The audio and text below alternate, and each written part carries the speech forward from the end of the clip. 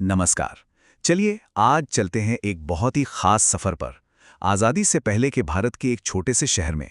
ये कहानी है एक ऐसे लड़के की जिसकी एक बहुत ही साधारण शुरुआत ने आगे चलकर हमारे देश की तकदीर लिखने में मदद की।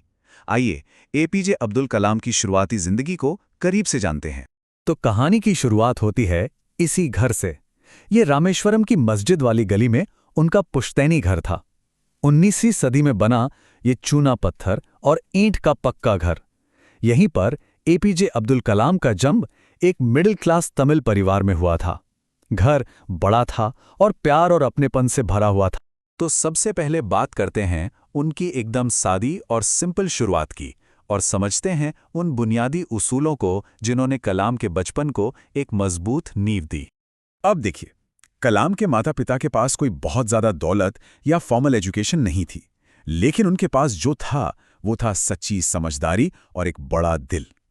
उनके पिता ज़ैनुल आबिदीन बहुत ही समझदार थे और माँ आशियम्मा इतनी दरियादिल कि घर पर खाने वाले बाहरी लोगों की संख्या अक्सर परिवार के लोगों से ज्यादा होती थी। इसी माहौल में कलाम का बचपन बीता, जो हर तरह से, मतलब कि मटीरियली और इमोशनली पूरी तरह से सुरक्षित था। और ये जो सादगी थी ना, वो किसी मजबूरी की वजह से नहीं थी, बल्कि ये एक सीख थी कि उन चीजों पर ध्यान दो जो सच में जरूरी हैं। उनके घर में खाना, दवा, कपड़े, हर जरूरत पूरी होती थी, लेकिन किसी भी तरह की फिजूल खर्ची से बचा जाता था। और यही वो सीख थी जिसे कलाम साहब ने अपनी पूरी जिंदगी अपनाए रखा। चलिए अब आगे बढ़ते हैं और देखते हैं रामेश्वरम के उस कमाल के माहौल को जिसने छोटे से कलाम को एकता और भाईचारे का पहला पाठ सिखाया। जरा सोचिए, रामेश्वरम एक ऐसा शहर था जहां हिंदू और मुस्लिम परिवार बहुत प्यार से पड़ोसियों की तरह रहते थे। कलाम का घर एक मुस्लिम बहुल इलाके में था, पर वहां कई हिंदू परिवार भी आराम से रहते थे। मतलब ये आपसी सद्भाव का एक जीता जागता सबूत था। और पता है, उनके 3 सबसे पक्के दोस्त ऑर्थोडॉक्स हिंदू ब्राह्मण परिवारों से थे। रामानंद शास्त्री तो रामेश्वरम मंदिर के मुख्य पुजारी के बेटे थे।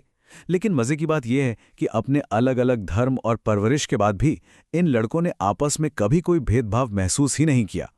अब एक मजेदार बात, दूर कहीं दुनिया में चल रहे एक वर्ल्ड वॉर ने कलाम को उनकी पहली नौकरी दिलाई और एक ऐसा सबक दिया जिसे वो कभी भूल नहीं पाए।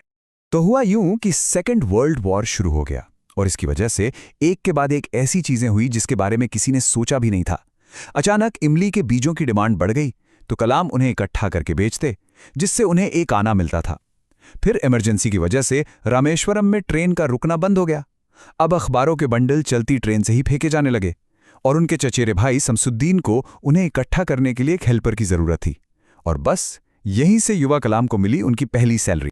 लेकिन ये सिर्फ पैसों की बात नहीं थी, बिल्कुल नहीं। ये एहसास था गर्व का, आत्मनिर्भरता का, जो अपनी पहली कमाई से आता है। 50 साल बाद भी वो उस गर्व को महसूस कर सकते थे। तो यहाँ सीखने वाली बात यह है कि असली आत्मसम्मान मेहनत से ही आता है।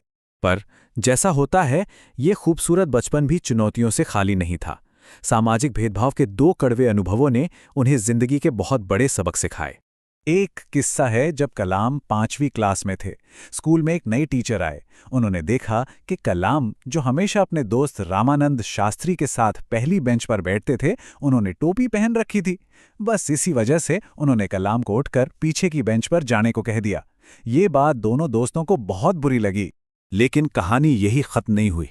रामानंद के पिता लक्ष्मण शास्त्री ने उस टीचर को बुलाया और साफ साफ कहा कि या तो माफी मांगो या स्कूल छोड़कर चले जाओ। कमाल की बात यह है कि उस टीचर को न सिर्फ अपनी गलती का एहसास हुआ, बल्कि शास्त्री जी के इस कदम ने उन्हें पूरी तरह बदल दिया। यह अन्याय के खिलाफ खड़े होने का कितना बड़ा सबक था। ऐसा ही एक और वाकया है जो उनके साइंस टीचर शिव सुब्रमण्यम अय्यर से जुड़ा है। वो एक ऑर्थोडॉक्स ब्राह्मण थे, लेकिन समाज की इन दीवारों को तोड़ना चाहते थे। उन्होंने कलाम को खाने पर बुलाया, पर उनकी पत्नी ने एक मुस्लिम लड़के को अपनी रसोई में खाना खिलाने से इनकार कर दिया। अय्यर जी परेशान नहीं हुए, उन्होंने खुद कलाम को खाना परोसा। लेकिन अगली बार जब कलाम को बुलाया गया तो वही पत्नी उन्हें खुद रसोई के अंदर ले गई और अपने हाथों से खाना खिलाया। यानी सही नीयत और सब्र से दिलों को बदला जा सकता है। तो अब युद्ध खत्म हो चुका था और वक्त आ गया था कि कलाम अपनी जिंदगी का पहला बड़ा कदम घर से दूर रखें। इस फैसले में उनके माता पिता की गहरी समझ ने उनका साथ दिया।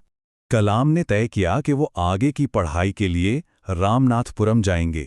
ये एक बहुत बड़ा फैसला था और उनकी माँ इस बात से थोड़ी परेशान थी कि बेटा इतनी दूर जाएगा।